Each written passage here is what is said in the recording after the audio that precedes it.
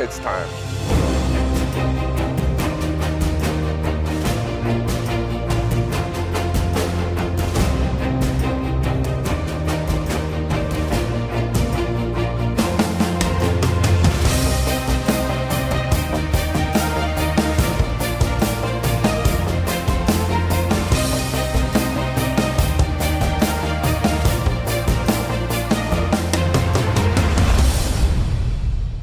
This is the CSL This Week. Welcome, everybody. I'm Alex Bastiavansky, bringing you all the action from the Canadian Soccer League. On the show today, Mike DiMatteo of Brampton City United is going to join me here in the studio to talk about his team's performance as of late. Also, we're going to take a closer look at Burlington SC, a team that started the season on fire, but they've been on a bit of a slide over the last few games. That's coming up later in the show. But first, let's get to the highlights. And now that we are at the midway point of the campaign, there's one pressing question.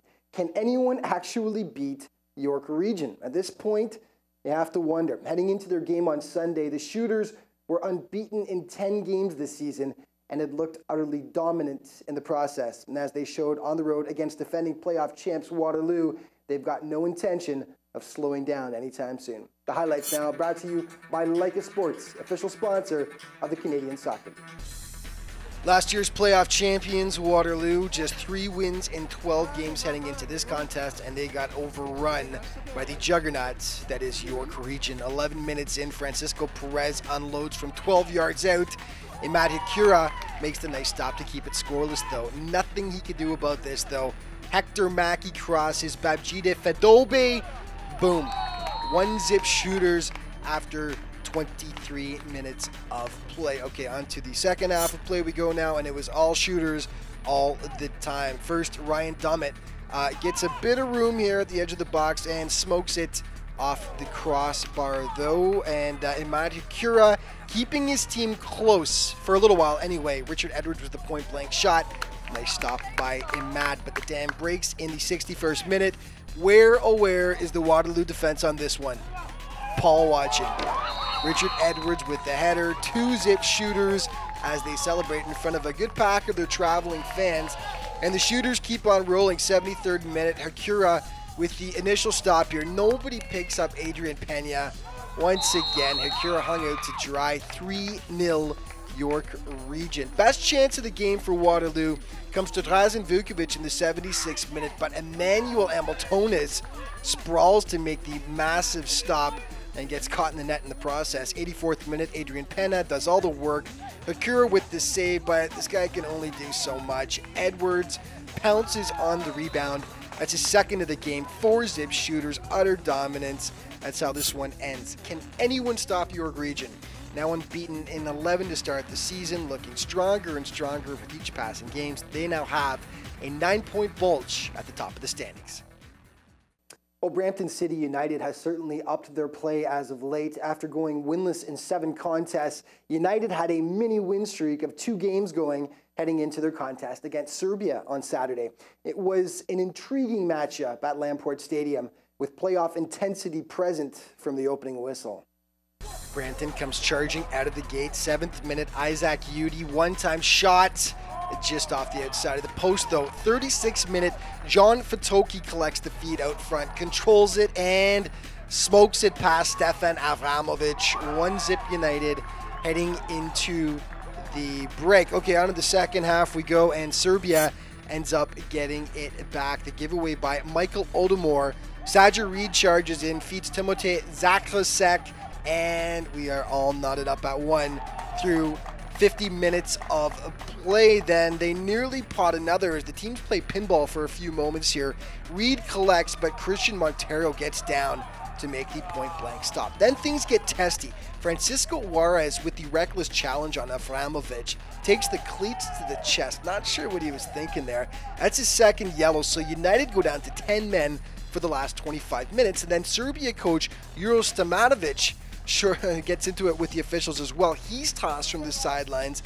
Tensions were high. Brampton's best chance for the winner comes in the 80th minute. Marcus Baker with a sweet stroke just over top of the bar, though. Last gasp for Serbia. Dragunovic crosses inside, but too much mustard on that header, over it goes. So 1-1 is the final. In a tense encounter at Lamport, Brampton remains 1 point ahead of Serbia for 6th place in the standings. Other game scores: Kingston, big tie for London, 2-2 against a powerful Kingston team. August 16th, the Astros continue their winning ways, 4-0 over struggling Burlington. And finally, Toronto, Croatia all over Niagara United, 3-1 from Hershey Field. Okay, I'll look at the standings. York Region pulling away now in first place, still unbeaten. They've got 29 points. Just remember, for all the up-to-date news, stats, and standings, CanadianSoccerLeague.ca. We got to take a quick break, but stick around. The CSL this week. We'll be back in just a moment.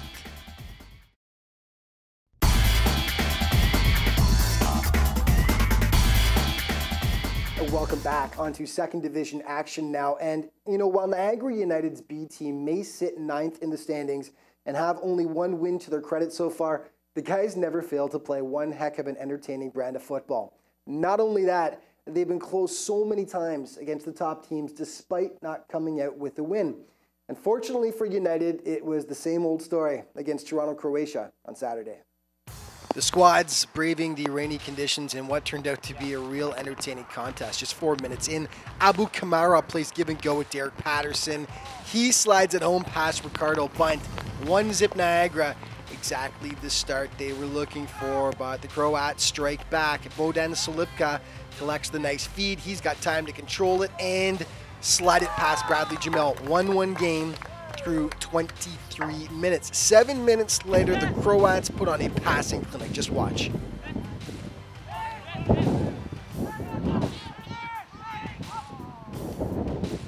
Yeah, picture perfect. Gorgeous goal. 2-1 Toronto through 30 minutes. 8 minutes later, though, controversy. Toronto claims they get all ball there. The referee feels otherwise, and he calls the penalty kick. Patterson steps up and coolly strokes it home.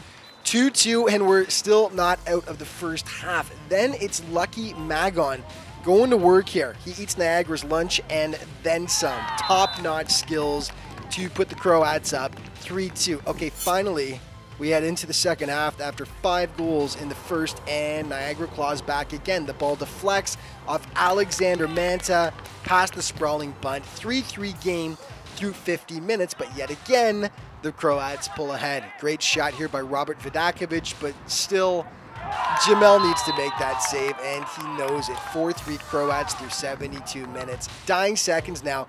More controversy. Keep an eye on the keeper right there. The ball goes in, but the linesman calls a foul on Jesse Derwiski. Niagara livid, but the goal is disallowed, and that was huge because that would have tied it up. 4-3 Croatia is the final. Niagara once again plays tough, but just can't get the points. Still just 1 win on the season. But when Burlington and Milton faced off in second division action 2 weeks ago, Burlington scratched and clawed their way to a 3-1 victory. Sunday was the rematch, and with Milton trailing their rival by just a single point in the standings, the intensity was off the charts as the two squads jockeyed for playoff position. With Croatia's win, Burlington would need at least a tie to stay even with them. 5 minutes in, Rodrigo Roca with a golden chance here, but he blows it about 5 yards wide of the far post. He makes amends soon after, though. Fights off the Milton defender and smokes it past Adis Alagic. 1-0 Burlington through 14 minutes. Milton comes right back, though. Nicola Osman with the free kick. Nicely deflected over there by Andrew Stringer. In the 36th minute, they finally hit Jefferson Agatha at the far post with the sweet header. 1-1 game as the teams head into the break. Okay, so on to the second half of play we go, and Burlington thinks they've taken the lead here. Roca lays it off for Danilo, who puts it in, but the linesman throws his flag up to negate the score, and Burlington can't believe it, and their frustration boils over. William Tabby throws a UFC-worthy elbow to the head of Nicola Osman. That gets him a straight red. So B-Town down to 10 men, but they managed to hold on, actually. So Burlington remains tied for third in the standings with Croatia, while Milton is close behind both squads, trailing by a single point. We got to take a quick break, but stick around. The CSL this week. We'll be back in just a moment.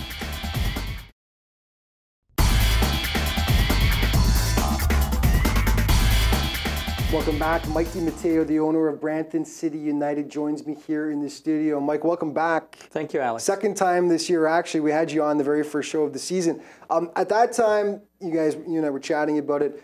You guys had won the first 2 games of the season, actually. A really good start for a really young team. Since that time, you guys went into a little bit of a slide, winless in quite a few games. You turned it around now. We'll get to that in a second. But why the skid? What happened with the team after starting off so well? Well, I think, as we talked about in the first show, it's a young team. It's a new group. We did well. We performed very well. I think realistically, following those first couple games with the successes, we merely needed to work on some of the finishing touches and bringing the team together a bit. So it wasn't that we were outplayed or not in the games. It's just that the fact that they were a young team and a new group took a little time, and it showed. But the games were all very competitive and could have gone either way. In a tie with York Region, and there is a real point of pride for you guys, isn't it? They haven't lost a game all year, only 2 ties this season, and you were the team to give them one of those ties. That's right, both in their home park and in our home park. So tough game, tough team, but yeah, we managed very well against them. So over the last few games, you guys have definitely turned it around. Now you guys are unbeaten in 3, 2 wins in there, a couple dominating wins as well. What's with the turnaround? What changed with the team? Again, just people knowing their roles, responsibilities a bit better, and just a little bit better execution, a bit better of the boys coming together. And it is a young group. Maturity and consistency is one thing that our youth players need to work on. That's something that comes with a bit of age and a bit more seasoning. Up against Serbia this past Saturday, tied 1-1. No love lost there. That was it was a hard-fought match, wasn't it? A couple of ejections. A couple of brouhahas with the players, but intense game to say the least, wasn't it? It was a passionate game. It was a passionate game. Neither team wanted to drop any points, but we can't complain. I mean, it was probably a fair result. There was a number of chances on both sides that could have gone, so probably a tie probably was the right result. An interesting point that you were bringing up to me about whenever Mike's team plays the Serbian White Eagles, 2 players that played for Brampton last year were Mirko Medic and Milo Stepanovic. And actually, when Mike made the transfer to Serbia, one of the things that he got in there was that Mirko and Milos could not actually play against Brampton whenever you guys play each other. So they were actually not playing on Saturday, were they? And that affects their lineup, doesn't it, obviously? It does. I mean, they've got depth. They're a mature team, but those 2 players, I think, are fairly important to them. But as part of our transfer agreement, because, again, both players were under contract for a couple more years. So they shared their wishes with us, and the Serbian White Eagles wanted to make a deal, and that was simply one of the issues that we agreed on in order to make that deal. One of the guys who took over for Milos, of course, because Milos was your leading scorer, Leiford Allen, your leading scorer this year, and we talked about him at the beginning of the year as well. 19 years of age, first year in the league after playing on your 2nd division team, and leading scorer on the team and one of the top scorers in the league. 7 goals, and he, after a little bit of a lull, after having 4 goals to start the season, he picked it up again too, didn't he? He did. He started to do the little things that he needed to do. He also started to get involved in the game in a different aspect too, working off with a couple of our other strikers, working off with the midfield. So he started to work on that part of his game too to elevate his overall package. So that was part of it too. Talk about Leiford's game and what he brings to the team. Well, he just brings so much pressure to the back line. He's tall, he's physical, he's fast. He's got a desire just to continually excel. So, and that's contagious. And as a striker, he's very hardworking. One problem about this now is that Leiford, which I didn't know, you just brought this up, Leiford just finalized a deal. He's going to be attending the University of Windsor. So once again, a problem rears its head that's been a problem in the CSL over the last few years as players go back to school. They go back to the CIS teams, and teams lose a significant portion of their roster players. This has now happened with Leiford, who's your leading scorer. How are you going to compensate for the goals you're going to lose? Well, we're fortunate. I mean, you don't completely make up for it, and he's one of a few. We've lost a few other players. Donovan Wilson has gone to Germany on a 2nd division team. Talk about that for a second, because that's a huge thing. He's a Canadian boy, and he played last year in Germany as well, didn't he? He did. He was there for a 2-month trial. They liked him, and they've brought him back to the start of this season. So we're hoping for big things. So that hurts. Donovan is a very, very key part of our team and has been for a number of years, as is Leiford. Leiford has become a very critical part of the team. But again, all the clubs in the CSL have a different philosophy. We are truly a development league in our eyes. We rely heavily on youth, and we try to get them to different levels. So part of our success hurts us on the field, but that just means we have another group of younger players in to develop, fill in, and take over that role. It's a great source of pride for you that you could have so many second division players that have stepped up to the first division team, Leaford being a classic example, of course, one of the best examples. But you've had a lot of second division players that have graduated to the first division team. And now another source of pride for you is that you did an overhaul on your second division team and brought some other players up who were very young. Talk about what happened with the second division team then. Well, we kind of took the same philosophy as the first team. Our reserve team had been a fairly mature group. We'd lost at this point some very key players to our first team, and it was great. You know, they're getting full time. You know, Peter Niles, Leaford, Mohammed. We've got 3, 4, 5 players that were the core of that team that now moved up to the first division team. Well, we drew from our academy team, and about 3 games ago, we made the same type of decision. A little later, till we stabilized the first team, and we've got basically, I would say, 70% of the team is fresh and new from our academy. We're talking about 15, 16, 17-year-old players that are playing against players that are now 6 to 8 years older. In the 3 games we've done that, we've gone 3-0. Fantastic results for such a young team. Huge pride, huge pride for me. I mean, some of those players started in our academy when they were 11 years old, and I remember talking to them, and challenging them, saying, "How fast could you get to my reserve team?" And you know what? Now at 15 and 16, they are, and not just there, but they're competing well.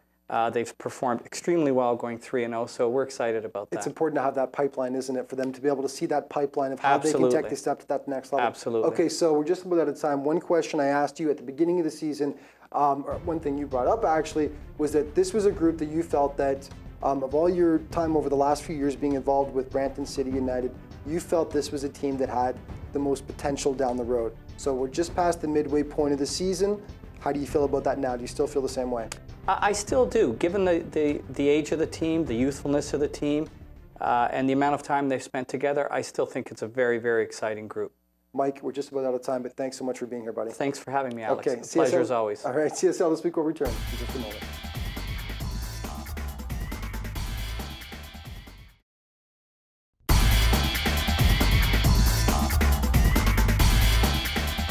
Welcome back. Well, it's certainly been an up and down season for Burlington SC. For much of the campaign, the squad was playing great and sitting in second place, but they've hit a monstrous bump in the road as of late. While once a postseason berth seemed assured, the squad now finds itself fighting tooth and nail to simply stay in that playoff race. Burlington SC, this week's team report brought to you by Days Inn, official hotel of the Canadian Soccer League.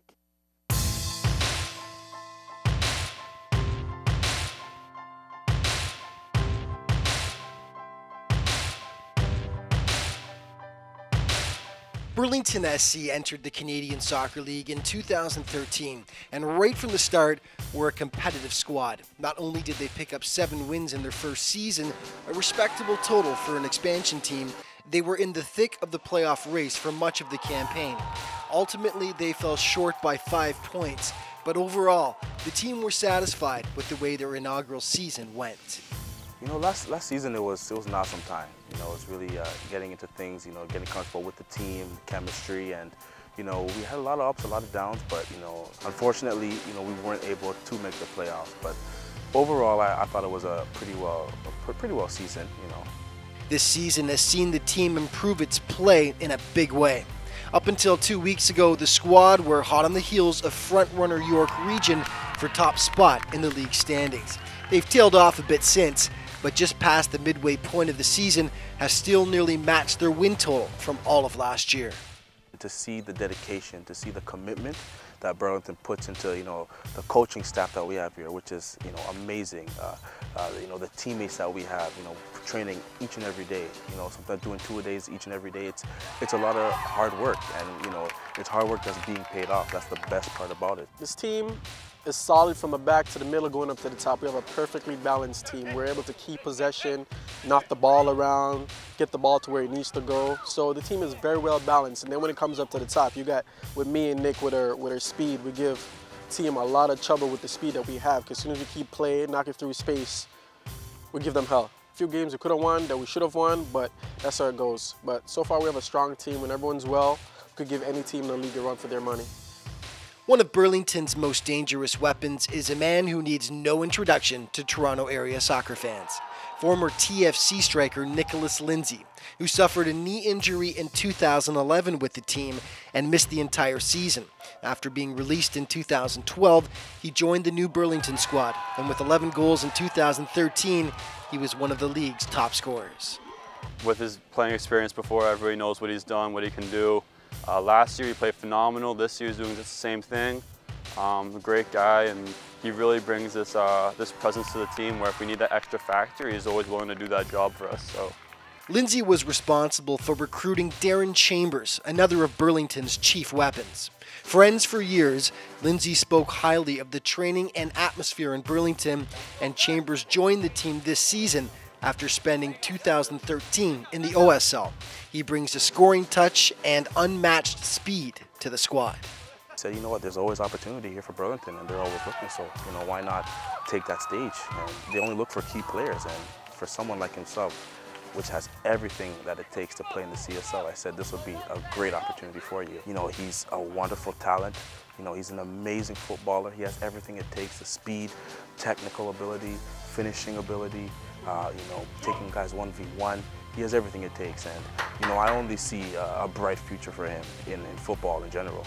The leading scorer for Burlington this season has been newcomer Marian Vuka, who has 4 goals. Yeah, I mean, he came in a little later in the season, but he came in right away, and the stuff he's been doing, he's been scoring lots of goals for us, and he's definitely a standout in the team. And he brings that target man as a center forward, that traditional center forward where you don't necessarily have that speed and pace, but he has that technical ability where he controls the ball and he could slide you through or hold it up, and gives you just enough time for your team to catch up to you where you can make that good run into that space to get the ball for Marian. As mentioned, after a strong start to the season, Burlington is currently mired in a slump, having lost 3 straight. Lindsay has been out with a leg injury and is expected to return by the start of September. Veteran Judah Hernandez is expected to come back to the team as well, which will provide additional punch. The team feels once they have the returning players, they'll right the ship and once again challenge for top spot. There is that confidence and there is that edge where we have everything that it takes to bring this trophy home this year. So that's first and foremost our main goal, you know, to bring this trophy home to Burlington. But aside from that, to go into every match, you know, as I said before, every training session as if it was your last time you'd be playing football ever again. And when you have that mentality, you give it your all, it pays off. And before we go, a look at the Olympic trophies play of the week. And this week, it's Emmanuel Amiltonis of the York Region Shooters making the stop on super sniper Drazen Vukovic of Waterloo. Take another look. Amiltonis gets down just in time. Beautiful save. Gets himself caught in his own net in the process. Definitely worthy of our Olympic trophies play of the week.